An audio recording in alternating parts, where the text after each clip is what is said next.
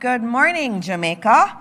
It is Wednesday, May 7, 2025, and it is Teachers' Day 2025 also. And so we have a wonderful post-cabinet press briefing for you this morning. We are going to be quick. It is Teachers' Day, and we all have to get to school. Well, I do. I have to go and teach a class. And so I'm going to do this as efficiently as possible. But it's a very good morning, and I feel very protected. Like so many Jamaicans do, we feel safer than we have ever felt. And we have to, every single post-cabinet press briefing, I say this. When the crime numbers were going up, we were all talking about it every day. It was front page. Now that we are turning the tide and it is coming down, we need to talk about it as much as we did then. And so this morning is a great morning for us to celebrate the feeling of safety that we more and more feel in Jamaica and that our security forces are committed to. And so I am delighted this morning to welcome and to acknowledge the Honorable Dr. Horace Chang, our Deputy Prime Minister and Minister of National Security, who is here with us. The wonderful, the Honorable Juliet Cuthbert Flynn, Minister of State in the Ministry of National Security. We also have the Commissioner of Police, Dr. Kevin Blake, excellent Commissioner of Police. We're all very happy that he is there. Ambassador Alison Stone-Roof, Permanent Secretary in the Ministry of National Security. We also have with us Mrs. Terry Ann Thomas Gale, Acting Chief Education Officer in the Ministry of Education. We also have several DCPs with us here. We have Warren Clark, who is responsible for strategic operations, and DCP Andrew Lewis, Head of Administration and Support Services. We also have several teachers who are present with us in the Jamaica House Banquet Hall. And so I want to acknowledge them who are here and those who may be watching online or on TV. I also want to acknowledge Roshan Winter, Guild President, and other members of the UE Guild who are here with us. Roshan has become an advisor to me because I need to listen to the young people as much as I can. And so I've said to him, you're now an advisor to me, and I'll say the same thing to the UTEC Student Union President. All the other students who've been invited, members of the media, Jamaicans watching at home and abroad, a wonderful good morning to you again. And as we said before, it is Teachers' Day, and we have some teachers who are here with us. This morning we have Alex Hepburn, Principal of Mona Heights Primary. We also have Sharon Christian, Vice Principal of Mona Heights Primary School. We have Anita McNeil, Senior Teacher at Mona Heights Primary. We also have Kada Benjamin, Acting Principal of Randolph Lopez School of Hope. I was there. Just yesterday, I was at that school, and they are doing a fantastic job with our special needs children. They are absolutely amazing. They had me with the special needs students at the soca section. They were having we were dancing, and it was really very fun yesterday. They're really doing a great job at incorporating our special needs students and making them feel that they too are important. They're as important as any other child. I also want to acknowledge Mrs. Nicole Reed-Wright, also a teacher at Randolph Lopez School of Hope. And we also have Miss Melisha Matheson, principal of the Constitution Hill Primary School. And I also went there. And so I know that school, and she's an excellent principal. I mean, she has complete command over her school, and they are doing well. Her children, she has a 3-year-old who is reading already. I had a 5-year-old who came and read some big words in a book, and he was just amazing. They're doing wonderful things. Our teachers around this country are absolutely fabulous, and it's a great day to celebrate them. I also, at this time too, another entity that works a lot and supports our teachers is here with us, Grace and Staff Community Development Foundation. We have some members here. We have Sandrina Davis, who is the CEO of the Grace and Staff Community Development Foundation. We have Michelle Peters Mullings, one of their social workers, and we have Sujay Boswell, program manager. So it's really great to have all of you. And again, I thank especially the teachers and especially corporate Jamaica that supports our teachers so much in everything that we do. There are over 25,000 teachers in our country, and they get up every single day and they go to work. They go despite the challenges, and they do the best that they can for our children. And our commitment at the Ministry of Education is to support our teachers in what they do, in delivering the outcomes we want, which is where every child feels that they have an opportunity to prosper and to reach their full potential. And so as always, as I start, there are a couple of things that I want to add, and I'm not going to do them for too long, but just to make sure that they are noted. The first one has to do with house wiring in Portland. So more than 1,000 households in Portland have been identified to benefit from the government's house wiring and inspection program. And this is aimed at helping residents transition to regularized electricity through the JPS. This has been funded by a $1 billion allocation, which is in our 25-26 budget.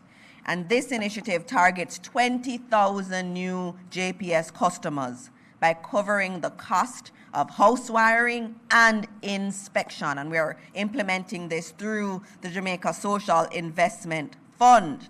And at the first fair that they had in April in Port Antonio, they engaged residents, signed them up, and once enrolled, households will receive basic installation. They'll get 2 lights and 2 plugs and be connected legally to JPS pending regulatory approval. We're going to have another fair. So for those of you who are in Clarendon, there is going to be one on May 9 for any Jamaicans who want to regularize themselves. Again, this is a government that cares. This is a government that's committed to our people. And I know as I've gone around the country, nobody wants to have an illegal electricity setup. They don't want that. They don't want that for themselves. They don't want it for their families. And so our government is working with them to regularize them and to take those costs out of that consideration. Another thing I'll point out is that the government is embarking on drainage studies in Spanish Town to address the flooding concerns we have there. And so we'll be doing that extensive study in Spanish Town and Old Harbour to address severe flooding, particularly on St. John's Road. And our Minister with responsibility for works, the Honourable Robert Nestor Morgan, announced that a multilateral organization has been engaged to assess the area and develop a targeted drainage solution. And this is a big deal for us. I also would want to talk about another promise made by the government and another promise kept by the government. And that is in relation to the reduced GCT rates on energy.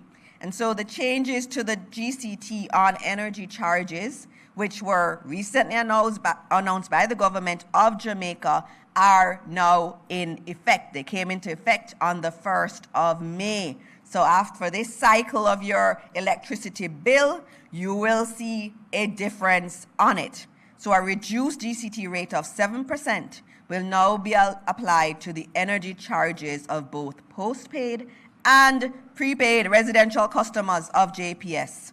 This new rate replaces the 15% GCT that was previously applied to usage over 150 kilowatt hours. The new 7% GCT rate applies to residential customers' energy usage, and as I said, as at May 1, 2025. So prepaid customers will also see a new tax line on their receipt or vouchers when they top up starting May 1. We're also pleased to note that there are other developments there in terms of the GCT rate for commercial customers and also the government subsidy and rebate. And so the government also announced a special rebate and subsidy for low energy users. So postpaid residential customers who use 250 kilowatt hours or less per month will receive a 3% government tax subsidy and a 7% government tax rebate. These benefits will be applied automatically to customers who qualify and will appear as a separate line item on their JPS bill. So you will see that rebate on your bill. This was a commitment that was made. It was not just words, it is real. And I know that a lot of Jamaicans are going to benefit from this. Again, it is a government that cares. That is what you are seeing. Now, as always, I have this document today is 20 pages of good things that are happening. I cannot speak to all 20 pages because we have the wonderful Deputy Prime Minister in the House. And so I can't go through any more of the great good news stories, but there is so much good happening in our country. And so at this point, I am going to invite our wonderful Deputy Prime Minister and Minister of National Security to come to the podium, the man who has been overseeing all of this work in making us feel safer in this country. You deserve all of the commendations that you've been getting. I know it's a lot of work. It's you, it's the commissioner, it's all of our police officers. And so many of us turned out in our blue to support you because we know how hard what you have done has been. And it's been wonderful. And so this morning, please join me in welcoming our Deputy Prime Minister, the Honorable Dr. Horace Chan. Thank you, my colleague, Minister Morris Dixon. You know, she could continue the good news. Good morning to all, Jamaica, and members here, press present and online, but she has done an extensive introduction and given a full briefing, especially on this Teachers' Day. She could have continued, I think, with the role that education requires. I just want to say, I think we have the Prime Minister is one of the right person to begin the transformation in education after listening to her this morning. But I must recognize, before proceeding, the President of the Guild as a young leader. Welcome. It's a good place to begin. So maybe you can look at succeeding in this year. My days as Guild President was quite, it's good instruction in governance, if it's still run as a fairly autonomous body. The teachers, of course, I want to say a pleasant good morning again and welcome for on Teachers' Day. I should have spoken last week, but I had another event. But it's good to be here with the teachers, which is education is still the basic foundation for really ensuring our country can grow sustainable and achieve the level of productivity we want. And it's critical for teachers. I always tell the story that, education is what put me here, but not to dismiss the conflicts and your advocacy for all kind of change, but my basic school was in a ladies' veranda. Miss G, I remember her very well, who had learned her, who had come from Panama, where she went to secondary school. And my best chair was under the grapefruit tree. But I didn't do badly for it, quite frankly. Good morning. This morning we're going to take a look at our post-sectoral, this is the post-sectoral press briefing. And of course I have with me this morning both my permanent secretary, Ambassador Alistair Stonewall, who is the real person who runs the ministry, understand?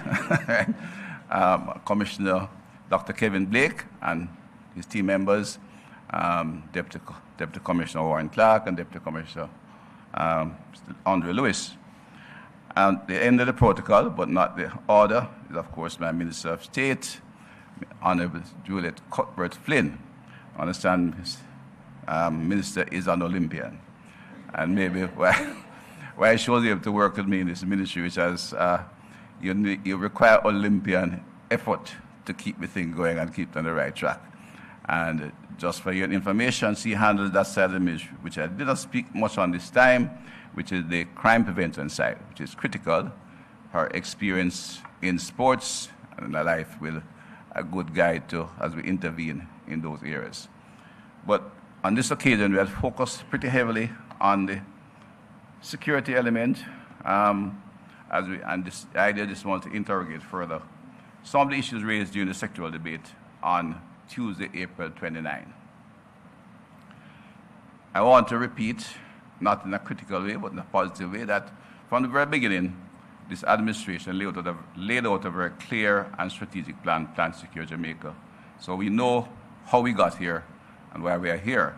But of course, in the course to get here, the debate was always a bit contentious. It is a holistic approach which included primarily developing, transforming, and strengthening the security forces, and in particular, the Jamaica Constabulary Force.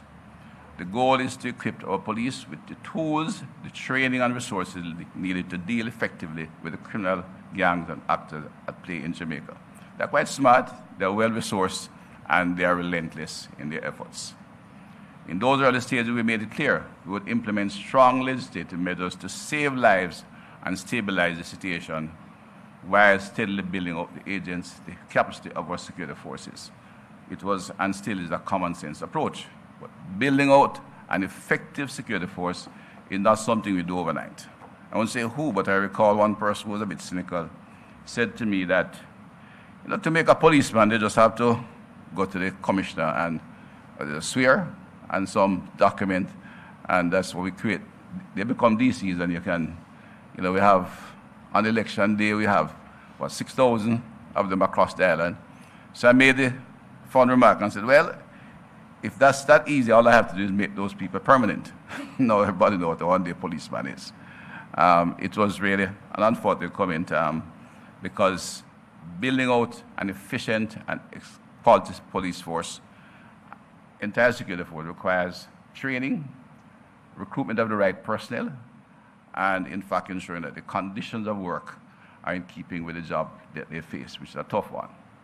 I think we have been able to achieve that. I think we have leadership that is effective and is carrying out the job effectively, and that included much of the transformative work itself.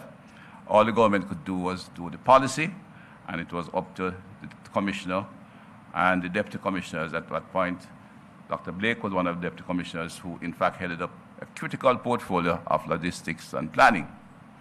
And we have been able to achieve the objective of really taking our police force to the level it is today. We're at 14,000 just about. We'll review that number, but we can't go too far. It's costly, but we are moving from under 10,000 regular police officers. At one stage, the auxiliaries were included and moved it up to near 11. But we have had the privilege of recruiting and training 6,000 fine young Jamaicans who are now active police officers, providing them with tools I'll outline later, and that's why we've been able to get the results. And I emphasize that the first item was the quality of the human resources. I do take pride in the police officers I see graduating when I go for the graduation on a regular basis. Today we have some of the best crime statistics, the results of our effort in investing and giving the police the resource they require and leaving them to do their job. I think the commissioner can say, every police will tell you, this minister is the least interfering of any executive, neither myself nor the Minister of State. In fact, the police station we have been into are the ones we're about to demolish to look at the conditions. And my Permanent Secretary does the work to ensure that supporting administrative facilities are there. And the results are very evident. The impact of the planning, the fruits of our investment, and the power of confidence in our approach, which was critical because when we came on the batterings, we had to hold course, and sometimes not exactly easy, especially when you're still getting up to the issue of multiple homicides and drive-by shootings. For January this year, which I repeat, January 1 to May 5, 2025, we had 237 murders, which represented 148 fewer lives lost. At that time, it was 38.4% reduction. This morning, as of this morning, the figure is actually 39%. And we would like to commend the commissioner and his team for the work they're doing, supported by the ministerial staff. Major crimes are done by 20%, which means the rape, robberies, etc. So the trend is going well. And I use the word trend. I'm not saying victory yet, because everybody will wonder what could happen tomorrow. But we have had 3 months consistency, well, 4 months, December, January, February, March, April, and going into May, which is the worst month, and The commissioner showed me has planned for it, and it's a start off very well. I think you're running less, about 50% behind what it was last year. If we get that, it'll be, I think it's about 8 out of 16 or 19, so it may be ahead of 50%. That's the kind of numbers we're seeing, and as I articulated in the House last week, we are not just seeing a decline in crime over year, but we're recording some historic low crime statistics. The weekly murder number the lowest weekly murder count in 24, it was 6 murders in Christmas week of 2024. It was certainly, from a point of view of violence, the most peaceful Christmas we had in 25 years. The weekly murder rate, in fact, has been on decline since September of last year, except for 1 week in November, we had a spike which the commissioner can explain, and the police keeps a pretty good track.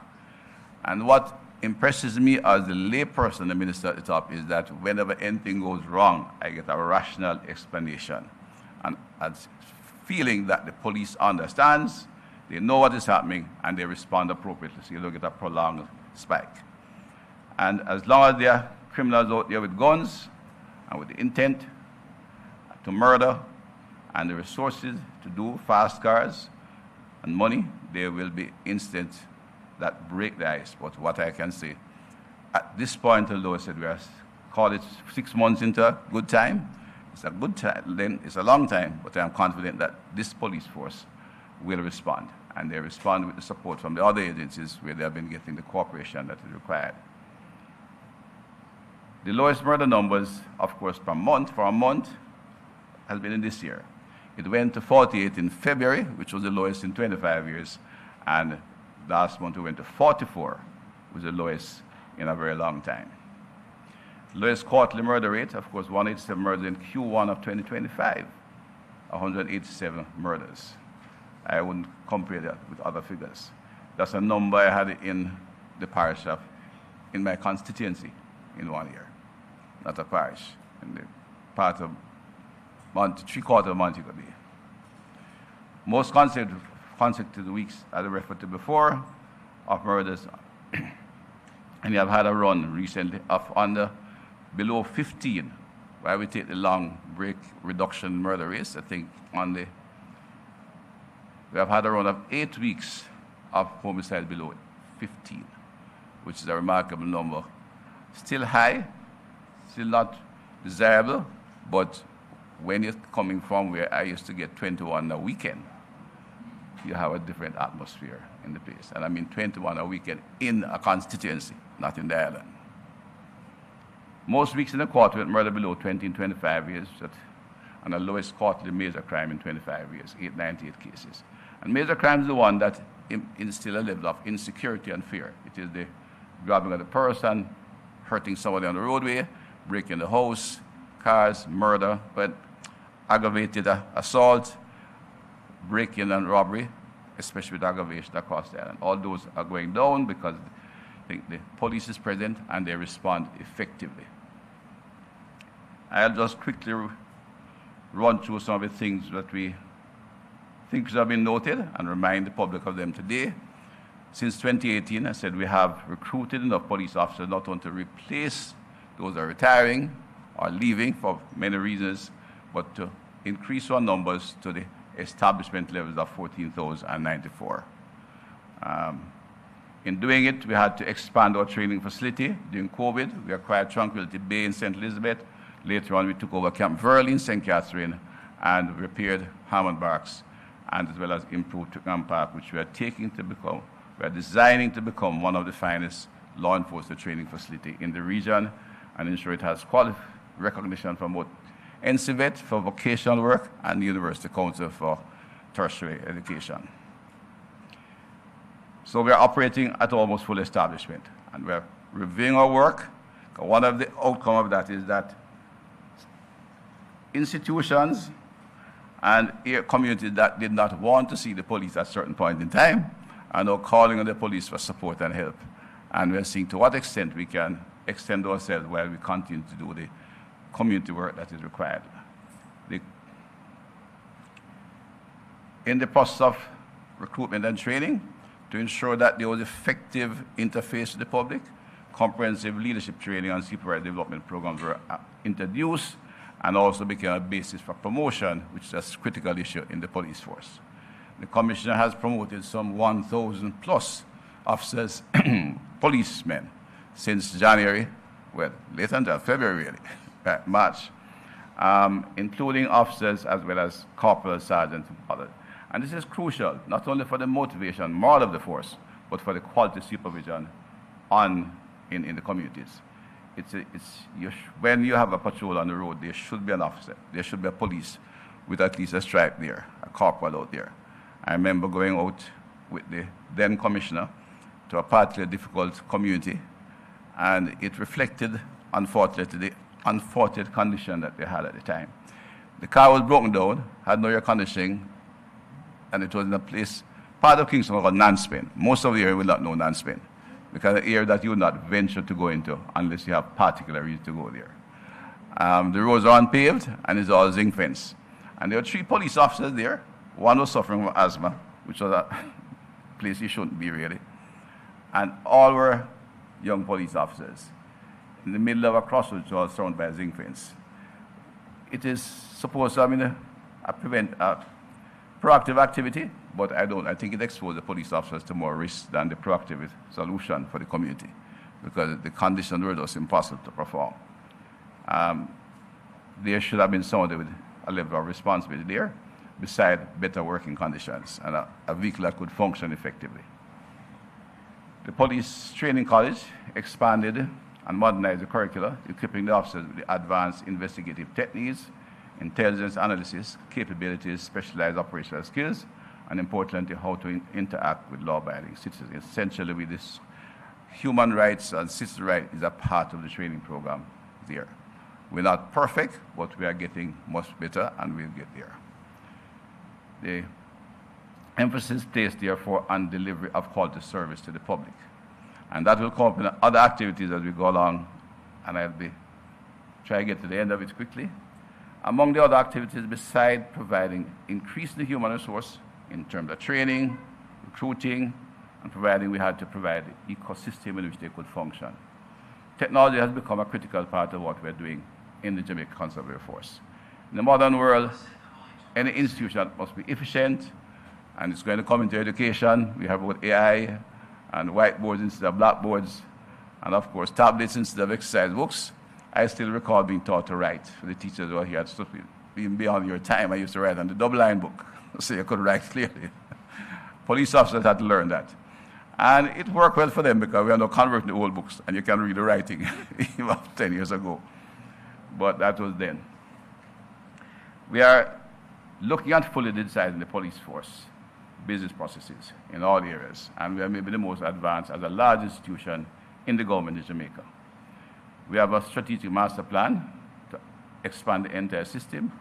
Jamaica Eye, which is always draws questions, we are moving there. I think I could start here. We have over 1,000 cameras out. We are introducing another 300 this year, and we have the permission from Cabinet to go into procurement for the 2,500 cameras that will cover the whole island. I gather there was a little misunderstanding yesterday when we spoke in Olympic Way. The impression was given that Olympic Way is the entire extent of our camera system. That's a small part of it. That's only 50 of the near 1,000 we already have deployed. The way they are deployed, an area will have a monitoring center so that there can be a real-time response. So Olympic Way is in South St. Andrew. They get the cameras feeding from that area. We'll open another monitoring center in Denham Town, and we have monitoring centers across the island where we have cameras. I think there's one in Montego Bay and Church Street. I think we have moved it to Freeport at this point. But the central monitoring will be conducted through the C5 center that the Prime Minister and I have alluded to on many occasions. That's a costly center that deals with communication, computing, and cyber activity at one center, and everything that comes through Olympic Way or Denham Town or Montego Bay will in fact get to that center at the same time. And the commissioners and the leadership team will have access to that kind of activity. Not only incidents that require attention for public order, but it means that if a car is stolen during the park and the person decides they're going to drive it to Chester Castle through Montego Bay to pull it apart and dispose of it as passed. Somewhere along that route, we will spot the license number once we get the license number, and we can intercept the number before we get there. In another contingency area, the technology will make a big difference, not only in terms of apprehending criminals, but our interaction with the public. It is crucial, and I'll maybe discuss even some more as we talk about body cam, which is always a debate. But when the police go on duty, which is working very well, what we call checkpoints along the road has become a major deterrence for criminals who like to move across the island. They're pretty skilled in it. They'll have one set who is a criminal who is still on the not yet on the radar of the police. In other words, he's a decent guy as far as they're concerned, decent in brackets. And he will take an illegal firearm. Nobody expects to trouble him on the road. 2 or a month ago, where he will leave that a critical point for the criminal who is a shooter, who may have the look of a shooter, therefore he travels alone, or maybe in a taxi, and he makes sure he's not armed. The police have been able to, between intelligence and just regular checkpoints, interrupt a number of these things. But in doing that, we have to ensure we stop a number of vehicles, and sometimes innocent people busy going to work. Reality is that sometimes causes arguments. When you have the technology, we'll be able to intercept only the car we want. Once that car license plate is part of what we need, we will in fact ensure we can stop those cars. And of course, part of the technology is of course to have a police vehicle, not just a car, police vehicle that is properly equipped and ready. Infrastructure was a big part of what we do. I won't go into details. We have mentioned them before, and we already committed nearly $20 billion to improving and creating new facilities for the police where they can work in comfort and don't walk around in fear in a police station where they might drop to the floor, which was the physical reality of what we had. Another correction I'd make more for interest, I think at my presentation, CVM, just last week as well, the impression was given that my comment suggested that Indicom did not have any. It was with conviction, but they had laying the charges based on, although they have what I will say again, and the report I've gotten reinforces that, they have a clean crime scene. And I put that in brackets, because they're investigating police officers at a fatal shooting. And therefore, at that fatal shooting, the police officer is there, the firearm user is there, and the victim is there. It's what you call a full crime scene. A clean crime scene, as opposed to the police officer who gets called and there's a body on the roadside somewhere in the cane field on the way to there, and he has to go there and then find out, who is this? Where is it coming from? What was used to kill him? Find out what kind of gun it was and go through a process. And they still get convictions and they lay charges. It's a complex crime scene. The Indicom was a clean crime scene and nobody gets in their way. When a fatal shooting takes place, it is retained in the state is until Indicom arrives. In fact, sometimes it can be a bit challenging when they're in difficult areas. But you have to remind you, out of the referrals they have had, they are charged 10 police officers. They'll go to court. They'll have the full cooperation of the police force, and we'll see what the outcome is. Right? So they're doing the work, and the point I'm making is they have good conditions and adequate resources to do effective investigation. We provide them with the resources, we pay their staff, they have crime scene management equipment, and therefore they can do their investigation. To focus on a single item is not appropriate, but we can discuss that by the question that will come. All efforts outlined under our strategic approach have combined to give us the results we have today, which is the investment, the environment, and the equipment they require, and we have made some legislative changes as well in the zones of special operation and the firearms regulation, the Firearms Act, which we changed in 2022. We remain unwavering in our commitment to public order and public safety. Security is a fundamental pillar of national development. In many ways, a secure country with a good education system will grow. And we will continue to take bold, decisive steps to preserve peace, uphold the rule of law, and protect the rights and lives of every Jamaican. Thank you very much, and I will take any questions at this point in time. I think the Minister will handle the question. Thank you, EPM, and it's nice to have national security and education. Yes. Two very key areas in our country together this morning. Over to you, Naomi. All right, good morning, ministers. Thank you so much, everyone, for joining us. We have last week's usual suspects, and we're good back. I believe I see the question. Let's start with Mahiri, because I think he walked in and said that, yes, he has plenty. So remember, Minister did say though it's Teachers' Day. We have to be brisk with time. Morning, Dr. Chan. Morning, Minister Morris Dixon. Here is the Nationwide News here. First question to Dr. Chan. We know that there was an increase in murders in Portland specifically. The last time Minister Vaz was here, I asked him if there was anything particularly being done about that, and he said that there was a tour between you and the Commissioner. Has anything been done since then in order to reduce what seems to be an uptick in murders in Portland? Well, first of all, there have been no more murders in Portland since that. All right. The uptick is also not national alarming, but it's alarming to the citizens in Portland, because Portland was one of the quiet zones. I think they had less than 5 homicides the year before, and they had jumped quickly to 5, then they had 7, and the extra 2 came from 2 Haitians, illegal immigrants.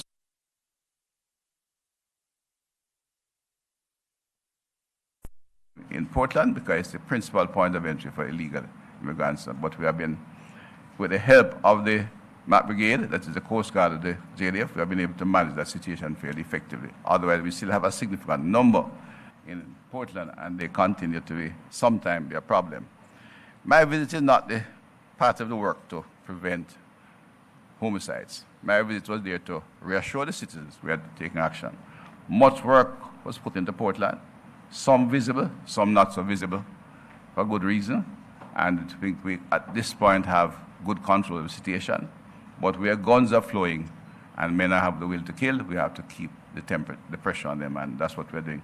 But so far, we have had a good state in Portland, and the Commissioner keeps on top of it on a daily basis. And second question, I don't know if this would be a question for you or the Commissioner, but yesterday we saw in Manchester another crash involving a vehicle with a demonstration plate.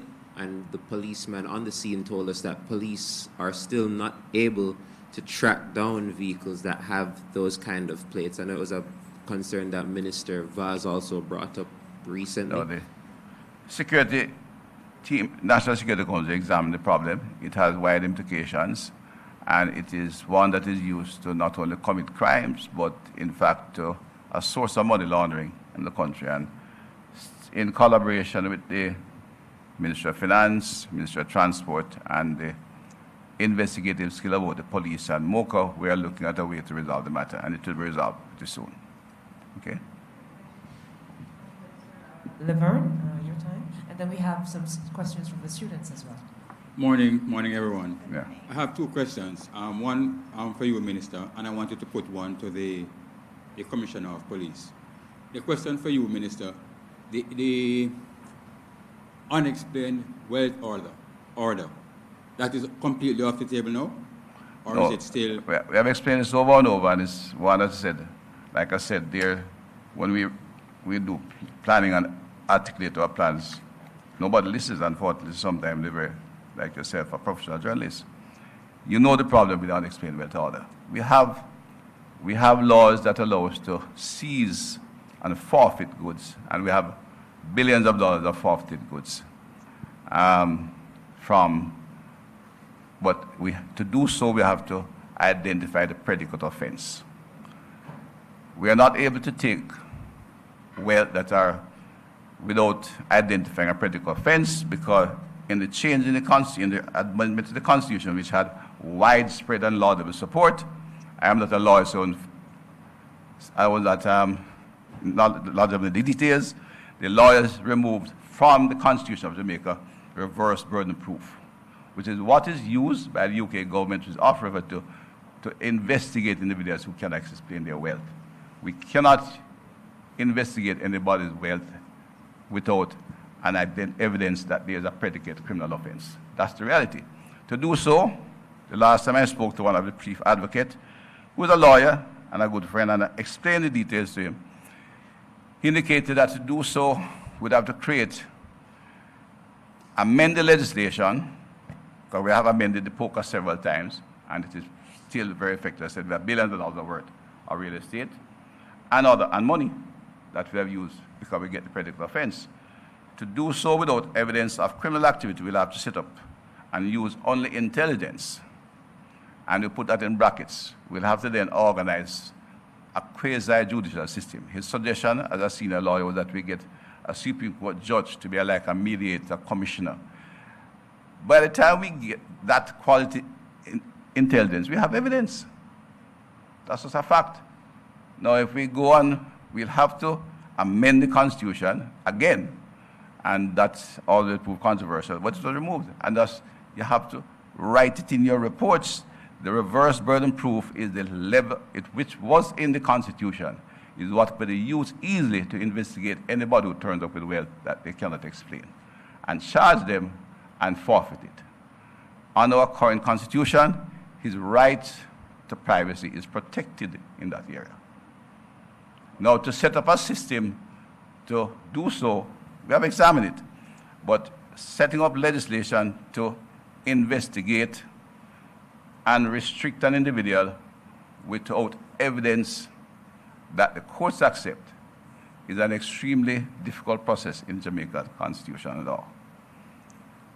Right? And that's the fact. And I said that the solution offered is one which the policy workers are looking at, and we'll continue to look at it because it has value, but the process will, in fact, from what we can see up to now, means that we can charge the person anyway. Minister, no, I appreciate the point you're making, The question was, and maybe I didn't ask it in the correct way, is whether or not it is completely off the table or if it is still I can't explain it the other way. I don't put the things on the table, I take them off. I tell the Constitution creates an ecosystem which needs to be addressed, and it was changed by law. I don't know the lawyers who participated in the amendment to the Constitution when the Charter of Rights being done, did it deliberately or not deliberately, but it created a bar which is difficult to ascend. All right, I appreciate it. And my question to the Commissioner. Commissioner, if you will, there's been a lot of incidents that we've seen playing out on social media where citizens are complain, let me use the word complain, of police officers compelling them to give up the password for their cell phones. We've also seen instances where citizens are ticketed for the daylight running lights on the cars, as well as the fog lamps. Can you indicate, sir, the legality of, well, I may not say the legality, but the basis on which a police officer would, for example, demand a citizen's passcode to their phone, the legal basis, and the basis on which a citizen is ticketed for a daylight running light on their vehicle? Commissioner Comfort, don't come forward, but I want the question of ask for the password. That's wrong. It's wrong, but something that policemen have an influence to do, because scamming is what is causing our problem. Yes. Liver. Good question. Thank you for those questions, because they give me the opportunity to speak on them. Let me first say there's a process. There's a process, and the process certainly is not coercing someone on that scene to give up their password. There's a process, and it is a court order has to be made, and so it is not right. It's not legal. Let me just say that clear. And we have since communicated to our members when that came to our attention that has been a practice. We have also communicated regarding the ticketing of running lights. Okay, if you look at the strict literature of the law itself, it allows certain things to happen, except the fact that these are lights that came with the vehicle and not necessarily placed on the vehicle. And so there is a little gray area there. And so what we have done, we have sent out communication to our members to desist from doing that. Desist from doing that is something that we need to look at in the legislation itself. But for the time being, we have instructed our members not to continue that practice. It's unfair to the motorists. Thank you, Commissioner. And now we go to our student. The guild president actually has a question. Thank you, Steve. We start. Or could you identify yourself then first, sir? I think you, the guild president. Good morning. I am Jermaine Francis, the Faculty of Social Sciences representative-elect on the UWI Mona campus. And my question is for the minister. regarding safety and security. So, given the rising safety concerns on university campuses, particularly the Mona campus, will the ministry work with the police to prioritize universities like the UWI Mona and strengthen security, strengthen the security and support on campuses? Thank you. Thank you. The question now, Philosopher Commissioner Blake, which has articulated to me very well, is that the police in Jamaica must be able to police all of Jamaica and all events that are legal and right in the country. The university, of course, have a security force, and I know it's headed now by one of our retired but outstanding Assistant Commissioner of Police. I think it's Mr. Nesbitt who is there, and prior to that, he had senior police officers operating there. But any help they need in terms of examining the processes, the security, in terms of physical security of the space, and how to deploy the manpower and what resources they require, the police is available for consultation anytime. We consider the safety of Jamaica, and in particular students, a high priority. We are aware there's, from ages there, the university is surrounded by a community which sometimes have challenges. But one of the interesting features of Jamaica's crime scene and public safety is that when analyzed and researched, and we have both reports, international and local, the LAPOP report is the Latin American report, and we do one every 2 years. Crime victimization is extremely low in Jamaica, which what that is saying is that despite of a high murder rate, most Jamaica, it frightens when they come close to you, and then you have incidents of people being held up on campus, so it's worrying. At university campus was a place of safety, but there's still a sense in the wider Jamaica that unless you're involved in something, you don't get attacked. Robbery is opportunistic, and you have a couple of communities around you, from Augustown to Mona and to Elisa Flats and Tavern. Areas I know quite well that will have the individual opportunistic criminal who will seek to find a student to steal a cell phone, steal money, anything of value. We have not heard any of the major activity in terms, well, it's a major activity for the student, but things of violence against students is not as bad. But it's something that we are willing to discuss and to see how we can make it safer. I must tell you that when I was elected guild president, we could not use the student union. Right? That was a fact. The leading user of the student union was some members of the community from Wildman Street. And one of my first responsibilities by the unanimous agreement of the guild was that we should stop renting out the union. And you notice now that the guild president residence is near the union. At that time, it was in Chancellor Hall and Block X. They had, the individuals who were using had many friends on the guild council. I didn't know them, so I was sent to tell them that they cannot use the guild. So that's the side. All right, good morning, everybody, and thank you for the opportunity. My name is Roshan Unta. I am the guild president-elect of the UMONA campus. I have a question to Minister Dixon, re-internships and national service programs. So we know, Minister, that practical experience is critical to training and learning. And a lot of students at the University of the West Indies, they crave more internships and more training programs. I actually ran a campaign on that.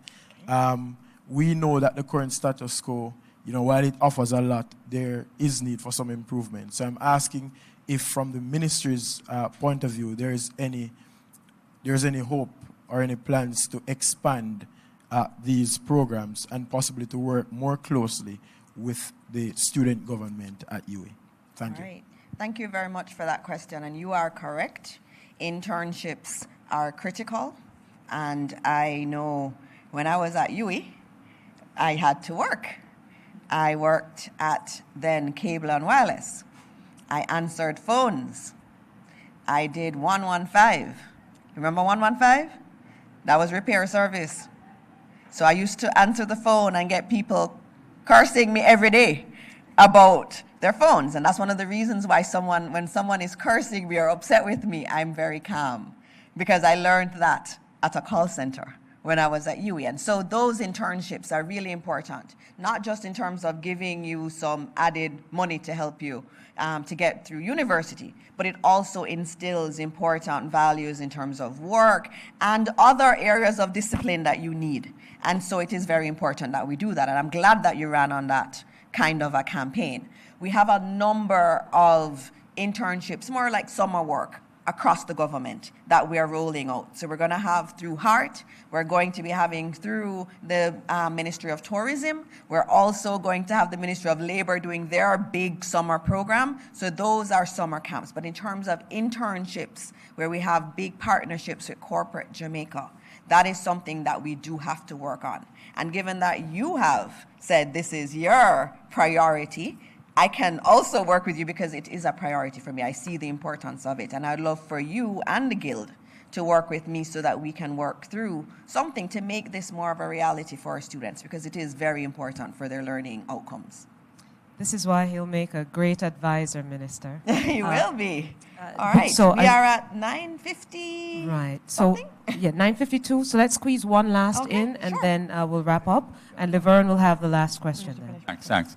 Minister Sure. Morris Dixon, the recent press freedom report that we saw, we have not heard from the government on it, particularly in relation to what Reporters Without Borders have said is the gulf of mistrust between the Jamaican government and the media. All right. Could you respond to that particular? I will. I did put out a release last week on the findings of the report. And it was interesting to read the report, because sometimes when you read those international reports, it feels very foreign to us and our reality. Because this morning is an example of good governance. We have a post-cabinet press briefing.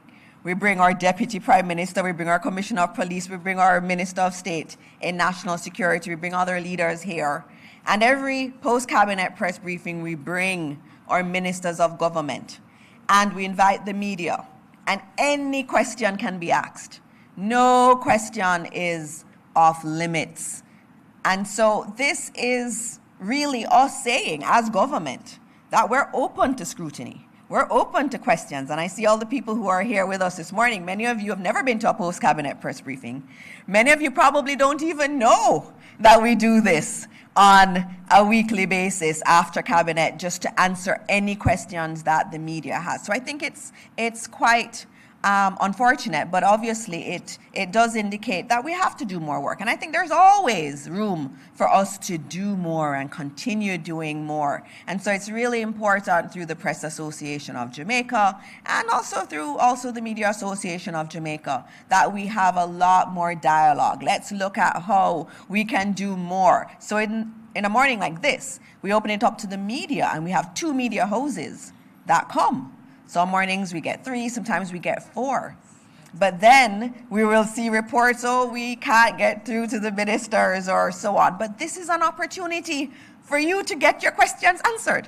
But it's not always used. And so we have to work through how we build that trust more and more, because it is a priority of our government. We are one of the most open governments you will find. We are here standing before you every week saying, ask us.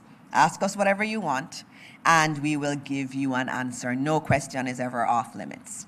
Absolutely. Thank you so much, Minister. You're absolutely correct. And we expect then to see next week more members of the media I hope so. I hope so. Also, thank you very much, DPM.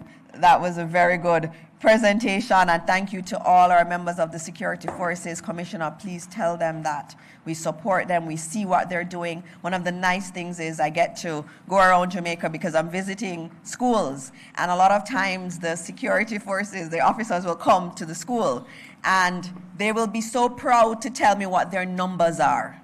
They know their numbers. They'll tell you, last year we had this number of murders. This year we're down 20%, 40%. They are so excited to tell you what they're doing. That's a different kind of police force, DPM, than we had before. And I have to say congratulations to you, the PS, the Commissioner, all of our members of the security forces. You are our Minister of State. Congratulations to all of you. We see the work you're doing. We feel it. and we thank you on behalf of the people of Jamaica. And so thank you, DPM. Thank you, Minister. All right. Thanks to all the members. Thank you. And so, as we said earlier, it is Teachers' Day. It is a big day for teachers. I am going to Clancarty Primary School now. I got my lesson plan. I am teaching on, the topic for today for me is finding the mean. And the specific objective, at the end of the lesson, students should be able to calculate the mean of a set of data. In terms of critical thinking, they must be able to apply mathematical concepts to real-world situations. And in terms of communication, they must be able to explain reasoning behind their solutions. So let's see how I do today. As a teacher at Clancarty, all of the senior people in the ministry will be there. We're all teaching. And it should be very interesting. I hope that the students will learn from me today and that I'll have a very good class. But again, I want to acknowledge all our wonderful teachers. I'm here because of great teachers who inspired me and spent a lot of time developing me. I know our guild president and all of the guild members, you're here because you had excellent teachers who inspired you and led you to the greatness that I see you moving towards. And so I again want to thank the teachers who we have with us as we end this Teachers' Day post-cabinet press briefing. Alex Hepburn, principal, you can stand when I call your name. Alex Hepburn, principal of Mona Heights Primary School. Sharon Christian, Vice Principal, Mona Heights. Anita McNeil, Senior Teacher, Mona Heights Primary too. Good morning. And they're in their blue. I think they're supporting you, our police officers. They came in their blue. They're beautiful this morning. And we also have Kada Benjamin, Acting Principal of Randolph Lopez School of Hope, working with our special needs children, and Mrs. Nicole Reed-Wright, teacher at Randolph Lopez School of Hope. And we also have Miss Melisha Matheson, principal of the Constitution Hill Primary School. Thank you to all. And we have another teacher from Constitution Hill Primary School. Thank you all for the work that you do. You're such hard workers, and today is your day to hear from Jamaica how wonderful you are and how much we appreciate what you do. So happy Teachers' Day to you, and enjoy the day, enjoy the rest of the school year. I know it's nearing the end, and it's an important part. Thank you so much for being with us. And the last thing I'll say is in relation to our children doing CAPE and CSEC. That started on Monday. We had English. And so on behalf of the Ministry of Education and the entire government, I want to extend well wishes to all our students who are doing CSEC and CAPE. And I have to say that I know they're well prepared because their teachers have prepared them very well. And so I thank the teachers for all the work they have done. And recently we also completed PEP. And again, we want to thank the teachers who work so hard with our students. And so we're going to end things there this morning for post-cabinet press briefing on May 7, 2025. It's been a wonderful morning, and we look forward to seeing you again. And as always, God bless Jamaica, land we love. See you next time.